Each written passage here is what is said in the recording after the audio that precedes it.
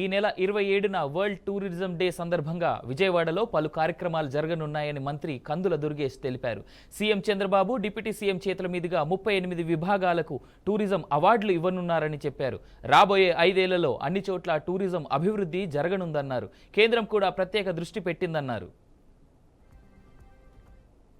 27వ తారీఖున టూరిజం డేగా నిర్వహించాలనేటువంటి ఆలోచన చేసిన మీదట భారతదేశంలో కూడా ముఖ్యంగా ఆంధ్రప్రదేశ్లో కూడా మనం సెప్టెంబర్ 27వ తారీఖున వరల్డ్ టూరిజం డేని నిర్వహించాలనేటువంటి ఆలోచన చేస్తూ ఉన్నాం. దానికి విజయవాడలో ముఖ్యమంత్రి గారు ఉప ముఖ్యమంత్రి గారుల చేతి మీదుగా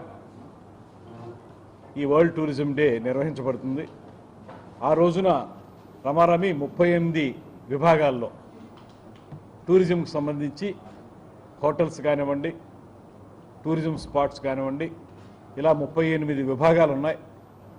38 విభాగాలు అంటే దేశవ్యాప్తంగా ప్రపంచవ్యాప్తంగా 37 విభాగాలు ఉంటే మనం ఒక ఆంధ్రప్రదేశ్లో బెస్ట్ బ్లాగ్ టూరిజం సంబంధించి బ్లాగ్ ఏదైతే ఉంటుందో దానికి కూడా ఒక అవార్డు ప్రకటించడం జరుగుతుంది.